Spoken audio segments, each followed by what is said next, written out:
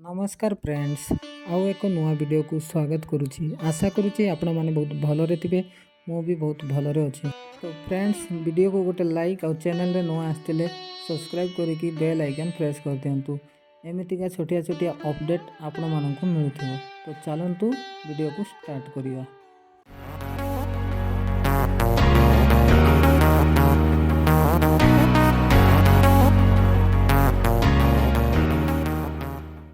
सरकार योजना पर योजना नहीं आणुचंती। सुभद्रा योजना पर एबे सुकन्या समृद्धि योजना नियम रे बड़ परिवर्तन आनी। अक्टोबर 1 पूर्व करंतु एई काम। देश रे अनेक सरकारी संचय योजना चली जेउतिरे अनेक लोक विनियोग करती। जदि कई तांको झीर भविष्य पई भल संचय जमा करने को चाहती तेबे सुकन्या समृद्धि योजना एक उत्तम विकल्प। जदि आपण मध्य एई योजना रे विनियोग करिसंती तेबे एई योजना सहित जड़ित एक बड़ खबर आसीची जहाँ आपण जानिबा निहाती आवश्यक। एही योजना संबंधी नूतन नियम अक्टोबर 1 रु कार्यकारी हेबाकु जाउची। सुकन्या योजना रे जातीय सेवा योजना अधीन रे अनियमित अकाउंट को नियमित करिया पई निर्देशनामा जारी करा जायछि। जेउथिरे जदि तांको जियर खाता तांको जेजे बापा खोलिचंती तेणु ताहा मध्य अपडेट एबा आवश्यक। एहा पई प्रक्रिया कोन हेबो ता आसंतु जानिबा।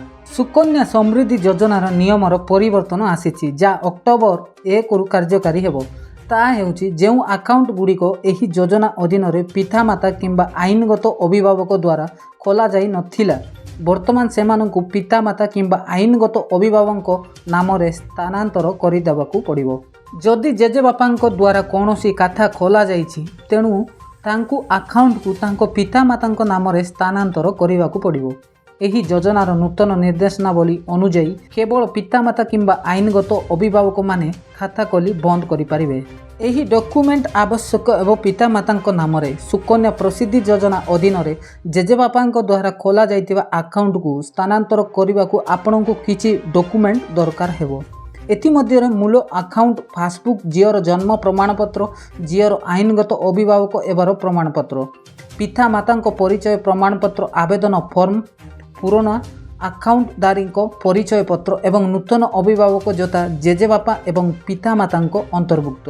प्रक्रिया को अनुसरण करंतु स्कीम अधीन रे अकाउंट स्थानांतर करने आपण को सही शाखा को जीवाकू पड़िबो जेउटारे खाता खोला जाइतिला एवं तुम सहित समस्त उल्लेखित दलील गुड़ी को बहन करने पड़िबो। एहा सहित आपण को बैंक किंबा डाकघर को अभिभावक स्थानांतर फॉर्म नेबाकू पड़िबो। जेजेबापा एवं पितामातांको ठारू आवश्यक सटीक सूचना फॉर्म पूरण करने पड़िबो। को अभिभावक स्थानांतर फॉर्म रे दस्तखत करने पड़िबो।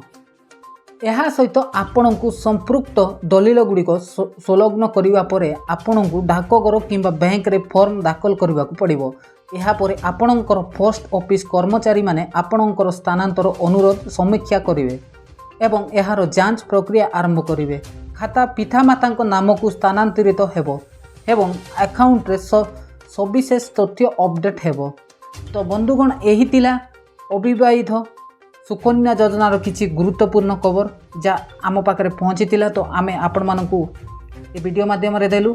तो बंधुगण पुणी देखा नेक्स्ट वीडियो रे से पर्यंत हमको विदाय दियंतु। रहिलु। जय जगन्नाथ।